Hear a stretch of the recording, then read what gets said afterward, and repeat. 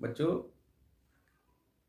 Paper solve करने में क्या गलतियां होती हैं, पेपर किस तरीके का होता है और हम उम्मीद से कम मार्क्स क्यों हासिल करते हैं, इस बात का डिस्कशन आज हम करने वाले हैं आज के वीडियो में। देखो बच्चों, पिछली साल का जो पेपर था वो कुछ ऐसा था। इस पेपर को आप जूम करके नोट कर लीजिए। पेपर का फर्स्ट पेज कुछ ऐसा होता है जिसमें आपको कुछ नोट पॉइंट्स लिखे होते हैं, उनको पढ़ना होता है।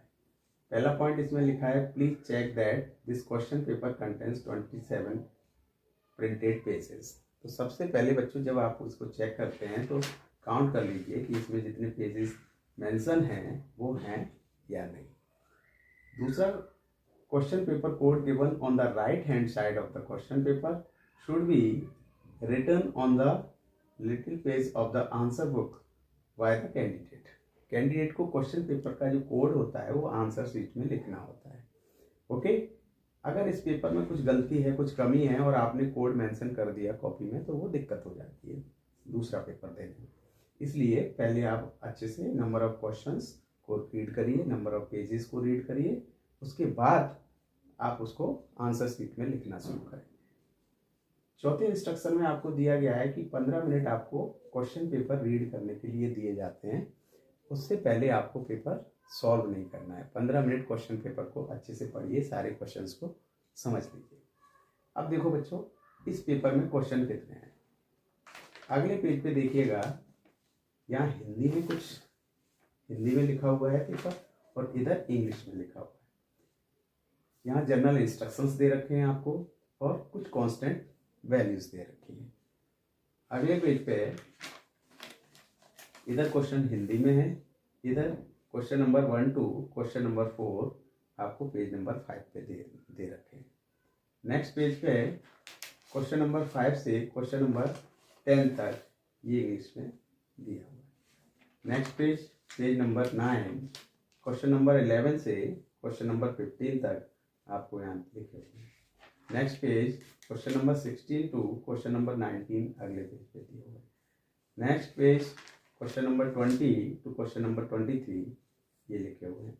Next page question number 24 to question number 27 यहाँ लिखे हुए हैं। हर क्वेश्चन के सामने मार्क्स रिप्रेजेंट किए गए हैं, कितने मार्क्स का क्वेश्चन है, और जहाँ ऑप्शन आपको दिया गया है और या तो आपको ये क्वेश्चन करना है या ये क्वेश्चन करना है। ठीक है, अगले पेज पे बच्चों question number 28 to question number 29 ये दिए हुए हैं। नेक्स्ट पेज पे देखिए question number 30 to question number 31 ये लिखे हुए हैं। सिमिलरली इधर हिंदी में लिखे हुए हैं। नेक्स्ट पेज ये आपका क्वेश्चन नंबर 32 है और remaining part of question number 31 ये लिखा हुआ है।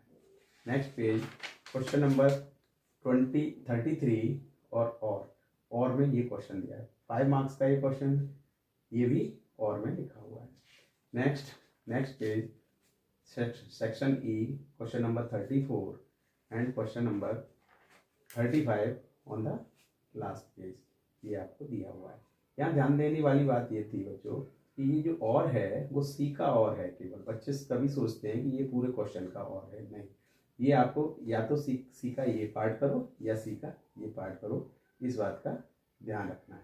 तो बच्चों, क्वेश्चन पेपर पढ़ते समय हमें विशेष ध्यान रखना होता है कि हमें क्या चीज़ अटेम्प्ट करना है। क्वेश्चन पेपर वीडियो को पॉज करके आप लोग पहले क्वेश्चन पेपर को अपनी रफ कॉपी में नोट कर लीजिए, फिर आप देखिए उसका एक सॉल्यूशन सॉल्व करिए, अपनी कॉपी में सॉल्व करिए। उसके बाद मैं आपको आंसर शीट बता रहा हूँ किस तरह से आप इन क्वेश्चंस के आंसर लिखने में गलतियाँ करते हैं, जिससे जो एक्सपेक्टेड मार्क्स हैं, जितने मार्क्स आप उम्मीद करते हो वो मार्क्स आपको नहीं मिलते हैं। वो देखो बच्चों, आंसर शीट कुछ इस तरह की है। ये देखो, पहले पेज पे यहाँ आपको क्वेश्चन नंबर 1 से क्वेश्चन नंबर 19 तक आंसर्स दिए हुए हैं। क्या लिखोगे आप, तब आपको मार्क्स मिलेगा, इस पेज को आप नोट कर लीजिएगा।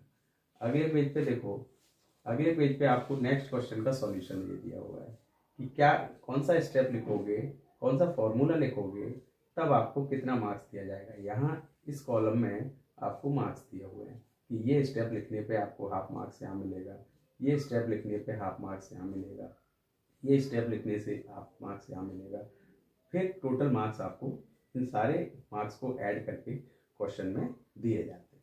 अगले पेज पे देखो बच्चों, यहाँ पे क्वेश्चन नंबर 22, 21, 22 ये सारे आंसर्स दे रखे हैं। किस स्टेप में आपको कितने मार्क्स मिलना है ये सब मेंशन है। अगले पेज पे देखिए बच्चों, क्वेश्चन ये असर्शन अल्टरनेट जो क्वेश्चन दूसरा मेथड है, कैसे कई बार बच्चे एक से ज़्यादा मेथड से अटेम्प्ट करते हैं क्वेश्चन, तो टीचर्स को ध्यान रखना होता है। बस आपको ये ध्यान रखना है कि आपसे स्टेप्स लिखने में कहीं गलती तो नहीं हो रही। अगर आप स्टेप्स लिखने में गलतियां करोगे जो मेंशन है यहाँ पे आंसर शीट में, तो वो स्टेप अगर आपने स्किप किया तो वो मार्क्स आपका डिडक्ट हो जाएगा। इसलिए आप विशेष ध्यान से मार्किंग स्कीम का अध्ययन करें और इसको नोट डाउन करें। क्वेश्चन नंबर 24 में ये ग्राफ दिया हुआ है, उसके बाद ये एक मार्क्स यहाँ मिलेगा, एक नंबर यहाँ मिलेगा और एक नंबर यहाँ मिलेगा। तो स्टेप मार्किंग किस तरीके से होती है, ये सब स्टेप मार्किंग में आपको इस पेपर के माध्यम से समझाना चाहता हूँ। ये देखिए इस क्वेश्चन में किस स्टेप पे कितने मार्क्स मिले हैं, क्वेश्चन नंबर 26 में किस स्टेप पे कितने मार्क्स मिले हैं। अब देखिए ये क्वेश्चन नंबर 27, हर स्टेप मार्किंग होती है, आधा नंबर इधर, आधा इधर, आधा इधर, आधा इधर, आधा इधर, इस तरह से टोटल मार्क्स आपको दिए जाते हैं। ऐसे ही क्वेश्चन नंबर 28, यहाँ पे देखिए 1 marks for this, half marks for this and half marks for this calculation. Next अगले पेज पे देखो बेटा, नेक्स्ट क्वेश्चन नंबर 28 का और वाला जो आंसर है उसका आंसर यहाँ दिया हुआ है। क्वेश्चन नंबर 29 का आंसर ये है, 1 मार्क्स आपको इस स्टेप का मिलेगा, 1 मार्क्स आपको इस स्टेप का मिलेगा, ओके, और 1 मार्क्स आपको यहाँ मिलेगा। और में ये क्वेश्चन दिया है 1, 2, 3 मार्क्स का डिस्ट्रीब्यूशन है। तो बच्चों कई बार हम जो है स्टेप्स लिखने में गलतियाँ करते हैं, क्वेश्चन कुछ पूछना चाहता है तो आपको क्वेश्चन पढ़ के ये समझ में आना चाहिए कि क्वेश्चन कहाँ कहाँ क्या पूछ रहा है हमसे, उसके मार्क्स किस तरीके से होंगे। क्वेश्चन नंबर नेक्स्ट 30 में ये देखिए 1 मार्क्स आपको यहाँ अवार्ड हुआ, नेक्स्ट 1 मार्क्स यहाँ अवार्ड हुआ और 1 मार्क्स यहाँ अवार्ड हुआ। Question number 31 1 marks, half and half, half half half, इस तरह से टोटल मार्क्स आपको यहाँ मिलेंगे।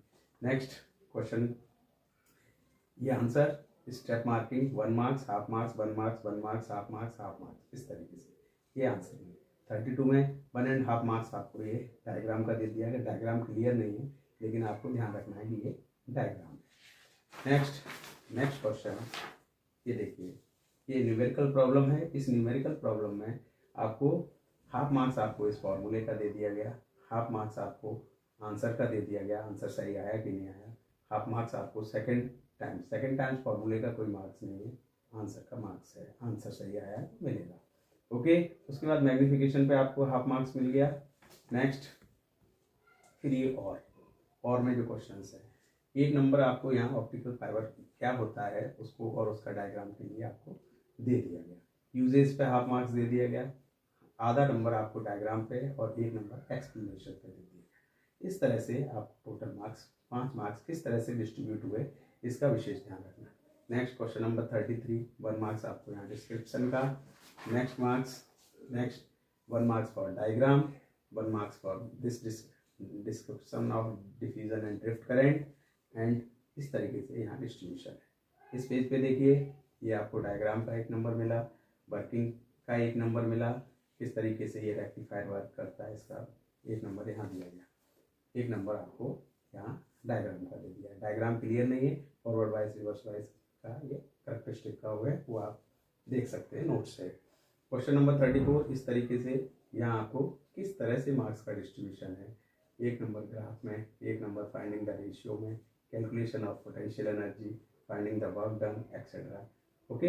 ये आंसर्स हैं, किस तरीके से आंसर्स हैं। आप पहले खुद अब क्वेश्चन पेपर को सॉल्व करें, उसके बाद आप ये देखें कि आपने लिखने में क्या गलतियां की हैं, तो मार्किंग स्कीम के हिसाब से आपका जो कैलकुलेशन है उसमें डिफरेंस अवश्य आएगा। तो मेरा वीडियो बनाने का उद्देश्य इतना है बच्चों, जिससे आपको स्टेप राइटिंग, स्टेप मार्किंग का पता चले किस तरह से इसमें स्टेप्स के मार्क्स दिए जाते हैं। देखिए क्वेश्चन नंबर 35 में 1 नंबर आपको इस फॉर्मूले का मिला, आधा नंबर यहाँ मिला, आधा नंबर यहाँ मिला, इस तरह से आधा आधा एक नंबर मिल के फुल मार्क्स आपके बनते हैं।